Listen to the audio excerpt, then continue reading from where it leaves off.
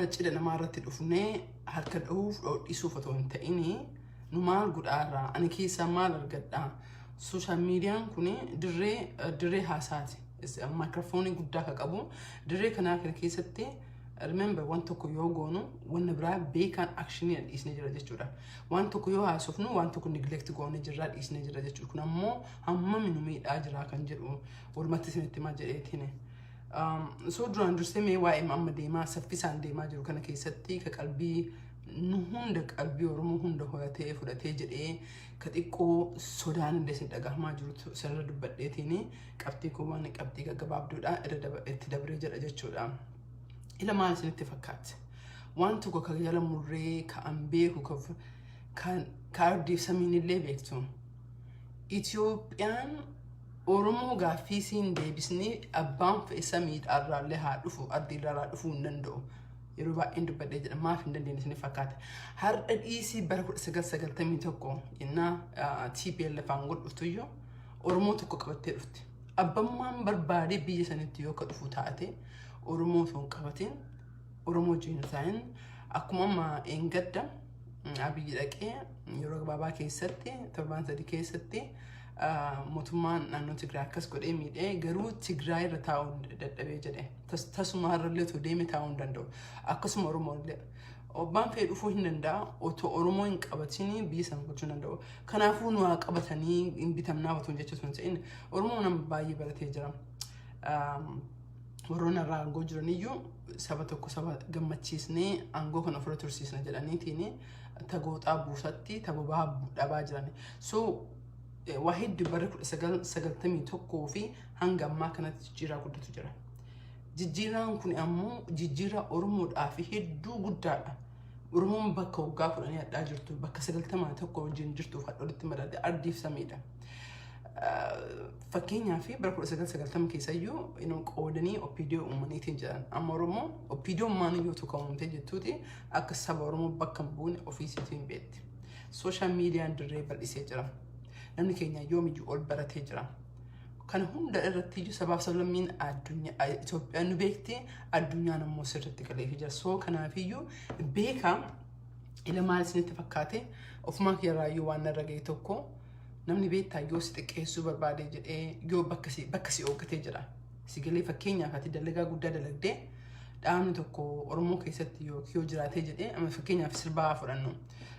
American Music Award ka dargaggootaatu jira ka tiinii ka pop different music jira miti music kana keessa nama cimaa yoo argan maal godhanii fidaniiti asitti recognize godhanii jechuun maaliidhaaf akka namni sun ol beekamaa deemee taalentii isaatiin jechuudha.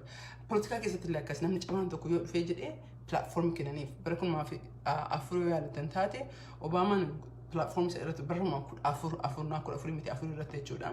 Yoo dhufee jedhee gaafa nomination keerii irratti dubbateetiin jedhee achirratti beekameetiin gaafa kaan waggaa 8 booda ammoo 4 booda inni nu pirezidantii ta'ee filamee jechuudha.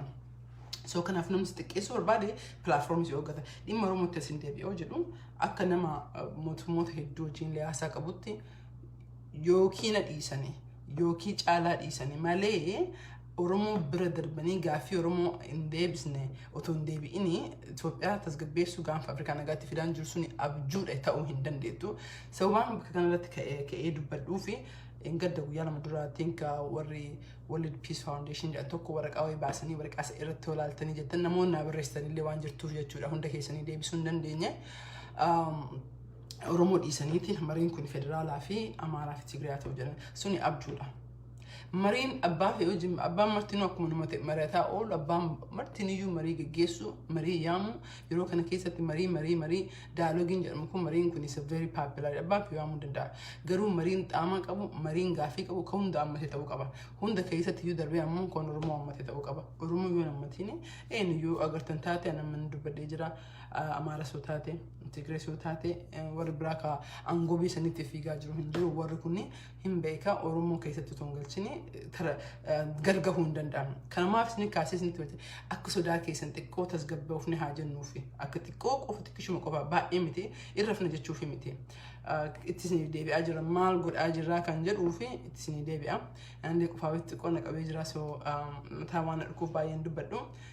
deebi'ee yeroo gabaabaa keessatti maybe guyyaa lamaan keessatti isinittiin deebi'aa garuu ammuma xiqqoo qalbiin isin qabbanooftu waan hin jedhu barbaade. Kanaafiyyuu it doesn't matter otoo Oromoon qabatini Finfinnee keessa taa'uu hin jiru. Oromiyaa keessa taa'uu hin danda'u.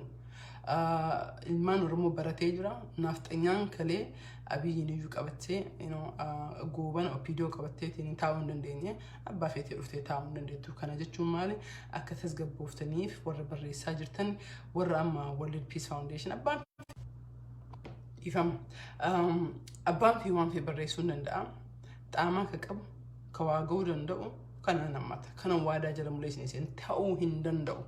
Akkuma Tigraayin Tigree qabachuun dandeen Oromiyaa sanii oliyyuu qabachuun dandeettu. Kanaafiyyuu kana beekneetiin fiigicha yeroo baay'ee rakkoo kanatti ta'ee jedhee Oromoo yaamnee jennu dubbiin yoo ituu balaan yoo dhufuu hundinuu dhufuu barbaada amma haasa'uu barbaada. Anyway, sun amala keenya wanta gaarii wanta babbareedaa dhufutti jira. Torbaan addaa jettu sandee Oromoo community hundi affeeramee jira sagantaa kanarratti torbaan sadii duratti affeeramanii jiran Oromoo community 23 kan Ameerikaa keessa jiru waraqaan affeerree jira. Waraqaa kana keessatti affeerree jenna jechuun community leaderiin tun akkatti itti hirmaattu jechuudha. Sagantaa kanarratti akka beektan sagantaa guyyaa 2-3 sagantaa caalu jira. Kubbaa kanarratti torbaan addaa jechuudha. Warroonni duree kubbaa deemaa jirtan sanbata hinaafinaa sanbata taa'aa isin jedha. Kan miidiyaan dabarsinuu kan waraabni dabarsinuu beeknu keessumoon adda addaa ka viidiyoon dhufanillee ni jiru. Mariin biraallee isaan ka cufaallee ni jira.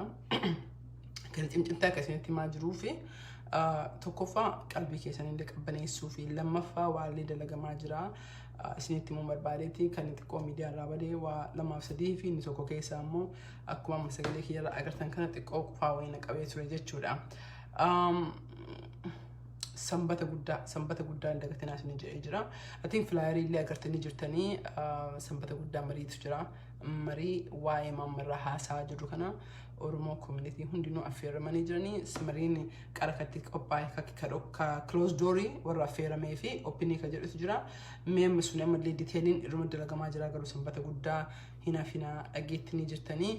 Wanna kana immoo sababaan karaa communitytiin goonee jennee fi akka hirmaannaan keessan bakka jirtanitti fakkeenyaaf yoo Ohio jiraattan fakkeenyaaf Colorado yookiin DC yoo jiraattan hariiroon keessaniif community achi jiru akka jajjabaatu barbaada because community keessan irraa achi dabartanii nutti yoo dhuftanii jettan yeroo maybe temporary nu qarqaaruu danda'a kaayyoon keenya immoo ka long termiti yeroo marayyuu bitta kaadhaa otoo haadnu kaadhaa bira talee ka baruu dhufa jechuudha. Kanaafiyyuu wanna amma isiniin jedhu kana community presidentii keessan yoo community board isan gaafadha. Community boarding keessan I am sure telefoonaan illee baruudhaan illee argatee jira.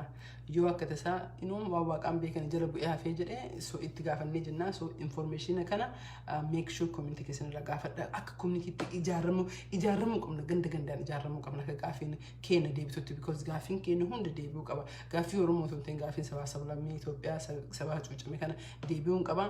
Kana yoomiyyuu olitti ammoo carraan amma borullee rakkoon qabu garuu amma ni jirti because tasgabbiin biyya sanitti dhufuu hin danda'u. Itoophiyaan kalee abjuun ijaaramte sun amma caccabdee baatee jirti.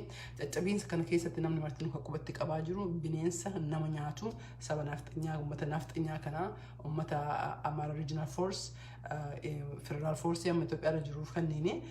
Kanaafiyyuu yeroo kana balaa kana keessatti Oromoo himatamaa waan hin qabnee fi make sure you do that jechuu barbaadeetiin. Karakaan immoo fakkeenyaaf dhiyeenya kana dirree kaarka dhahaa fi jirru haasaa jiruuf torbaan at least torbaan 3 urgaama warri Tigraay kun maqalee qabatee jedhee wannuma isarratti haasofnaa jira. Laala waan tokko nama fakkeenyaaf waa'ee Oromoo dhiisee waa'ee kana yoo haasa'ee jedhe fookasiin garas deema jechuudha. Yoo kanallee haasa'ee jedhe fookasiin so it's very important. Wanna share goonu Facebook irratti wanta comment itti goonu dibbee namaa qofa isuun gaarii miti. Dibbee namaa qofa koo isan taate really consequence irratti qaba. Consequence Oromoo irratti qaba. Agenda Oromoo irratti consequence qaba. Ani sodaanne agendaan Oromoo hin raafatamaa dubbata afaan suni abjuudha. Hin raafatamus dubbatti isaafuu hin danda'u.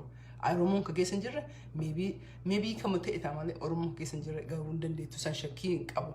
Garuu hoo keenya haa isanii barbaadda. Gariin beektanii Oromoodhaaf iyyuu kan boonne sababa biraatiif boo'ee quuqqameetiin sabni biraa akkanatti du'ee jira. Keenya Oromoon dubartiin yoo gudeeddamaa turte waggaa 28 waggaa 30 namni keenya yoo roof isaa bineensa nyaataa turte meeqamtu dubbataa turre hadhaa sigalee paapulaarii taaneenna wannan nama lesoo qabsoon tuni akaakayyuu abaabaa yeroo nutti turte jette duuti namaa gudeeddaan namaa kasaba tokko kasaba kooni gadi hin jiru martinuu qixuma gudeeddamee jedhee kanarratti ammoo wanni isin kaasee jedhuu fi kanamaa qofa ajandaa namaa irratti haasawtu hin ta'in dirree keenya isaa jira because ajandaa sun narratiivii beektan ilaala social media nama bakka waatti gurguratan gariin propagandaadha kijibuma akkama PP wanni itti beekame mootummaan kun itti kijiba uumanii ofumaa jiraate gadhiisan ofumaa asigalee baluu bari mootummaan akkana uumamaa jira harka guddaa ofumaa godha mariin ammatti ta'aa jiru hin jiru mariin amma fakkeenyaaf maayin Itoophiyaa ka biiroo of Afrikaan godhee jedhe maayin Itoophiyaan eenyu akka taate hin beekne jenna warri kun gahee gara eenyurraayyuu fudhatama hin qabu Ameerikaan miccitee eenyutu ka cuqqaalu deemtu hin jirtu kana jechuun ammoo imbaasiin Ameerikaa ka lafa jiru mootummoonni gamtoomaa ka Itoophiyaa keessa jiru riippoortii akkamii Ameerikaatti ergee jira torbaanuma harba madabre kana deetaa filannoon dura godhan ka Ameerikaan baaste ka paablikiin ta'an argeen ture sigalee hagamtuu mootummaa kana arqaaraa hagamtuu lola kana sappoortii godhaa Oromiyaa keessatti isteetaan qoodanii jechuudha. Maaf isinitti masanii fakkaate wanna kanniini wanna akkana haasaanii jijjiirtiin yeroo marayyuu qaamni keenya reakshinii keenya ka alaatiin ka keessaatiin miti ka keenyaa hoo kaasnee jennee isuu hin dandeenyu ka ambaa ka alatti mishmish jedhu kanneen ka mootummaan akka ajandatti kaa'ee jedhu torbaan isii galee hadha ebaluun kaayan xiqqoo asi baasa fayyitu kana dubbata caaltuutu kana dubbata xiqqoon isii galee ajandaa namaa kanatu hedduu na aarsee jira because ajandaa keenya sheer godha ajandaa keenya irratti haasaa waa'ee kiyya haasaa waa'ee caalaa waa'ee Oromoof nama Oromoof dubbatu dhimma isa qofa irratti haasaa ajandaa nama qofa callisnee komenteetaraa miti nuti mallaqa namni kafalaan jiru sii galee ajandaa warra tokko irratti soo kanaafiyyuu even warrummaan dubbataa hin jirre warra ilaalaa jirtan amma kana ilaalaa jirtan nama kuma tokkoof waa'ee Oromoo laatan of gaafachuu qabdan torbaan dabre kana keessatti maal godhee jira torbaan kana keessatti Oromoo sagalee Oromoo ol kaasuu fi hangam dubbadhee jira maal sheer godhee jira intentionally waan kaawwan Oromoo bakka bu'e Oromoo bu'aa hin qabne gadiira sheer godhuudhaa of xiqqeessa because dibbee ooftanii ijjitanii maraatanii mootummaan fakkeenyaaf Finfinnee dhufaa jira wanti ati jijjiirtu tokko hin jiru kanaafuu ajandaa keenya isuu qabdanii isiniin jedha. Wanti guddaa irra dalagaa jiru irra sanbata guddaa kana isiniin jedhe torbaanirraa marii qabna waa hedduu irratti dalagaa ture ji'oota waggaa dabre irraa jechuudha sagantaa viidiyoo tokko gadhiisee ture waa'ee koongirasii kan jedhu eeggadda torbaanirraa ayiwaan ture Oromoo Komitii wajjin dubbadheen ture sagantaa sanii walitti qabatee walii gaddeemuu fi haala mijeessaa jirra. We are very good. Dhugaa isinitti mee jedhee rabbi sanbata dhufurraa jalqabeetiin waan isin gammachiisu tokko guddina Oromoo advocacy ka addunyaa irratti godhaa jirra. Riippoortiin tokko amma hopefully sabaaf sablammiin ka walgeetti riippoortiin sun torbee kan inni baanaan jedhanii hin agartanii. Garuu nevertheless hina garuu ajandaa keenya focus godha. It's very important akka Oromoo keessatti haasa'uu qabna. Oromoon yeroo baay'ee kan dubbadhee jiru qawween barbaachisaa akkuma isin beektan qawwee promoting godhu garuu qawween barbaachisa. Qawwee sana immoo Oromoon qawweedhaan bilisoominaan godhuuf naaf miti because kadiina ka angoora jiru hedduun gurguramaa keenya waan ta'eef haasaan barbaachisaa ajandaa keenya kileeritiin barbaachisaa kanarratti daaloogii jedheen dubbadhee jiru. Daaloogii guddina Oromoo keessatti waggaa dabalee ka jalqabee otoo Hacaaluun du'ini ammallee daaloogii no matter what akka Oromootti daaloogii nu barbaachisee jira. Warroonni gariin maqaa namaa fuudhaniitiin piikcharii namaa kaasanii akkana mootummaa kana keessa jirti ani wanti tokko keessa jiru rabbi na haa balleessu wanta Oromoof hin taane wanni Oromoo hundaa hin taane wanda gandaan deemu yoo deemee jedhe rabbi na haa balleessee jedhu san keessa hin jiru. Kanaafuu maaf akka isin ja'aa jira gariin eenyummaa keenya maqaa balleessuu fi akka isin shakkitaniif jechaati ufumaa uumanii ufumaa waamara balleessanii jedhan argee jira. Facebook maqaa kiyyaa uumanii waa hedduu dubbataa oolan waan afaan kiyyaa bahin dhagahinaa nama dubbii nama arrabsee jiru. Baaf yaada dubbachuun mirga namaati. Nama arrabsee jiru peejii isaa sheeriin godhina waan nan arras jira. Namni yeroo kana keessatti meelaala hangam Tigreen walirratti bobbaatee wal arrabsitee jette. Meelaala Amaara hamman bobbaatee Aroon ka Amaara afaan Amaaraallee beeku hangam walirratti bobbaatee wal arrabsitee jette. Biyya Ameerikaa kana keessa jira Rippaabilikaanii Demokiraatii jira. Namni martinuu ajandaa ofiitiin deema. Ajandaa ofii qarqaaruun qabu. Garuu ajandaa bira dabraniitiin nama arrabsanii yoo ati waa dubbattee yoo ati waa dhiyeessitee yeroo baarree ka ofiin godhanii akkatiin goonis godhan kana waan beeknuu fi just wajjootan konvenshiina waggaa dabree irratti yaadatan taate Septembarii keessatti ka dubartoota ka dargaggoota ka rogeeyyii ka community akkas jenneetiin sagantaa guddaa qopheessanii sagantaan kun amma haala bareedaa irra jira. Sulmee garaa keessatti haga torbaan dhufutti bal'inaan dubbanneen jenna. So kibxata kana ammoo community leader fi just close door haaluma tokko raawwinaa sirna jennee community leader waan ne jirra. I think affeerraa kana argattan jedhee abdiin qaba. Community leader keessan dubbisaa jira. Community keessan akka jabeessisan hin barbaadee jira. Nama folcha sagalee inni xiqqoo qofatu na qabeessaniin jedhee yaaduma kana because akkasii yaaddoftanii Oromoon irraa affatamee duubatti hafame ka jettanii warroonni amma World Peace Foundation barreessee jedhu sun waan dogongoraati waan gaarbeejiitti katabanii jirani garuu namni martinuu mirga isaa qaba disappointing nu godhee jira kanaafiyyuu inni raffatamnaaf hin dalagaan jirru garuu akka gahee keenya dhabneef dalaguu qabna sin jedha bayyaana ta'a.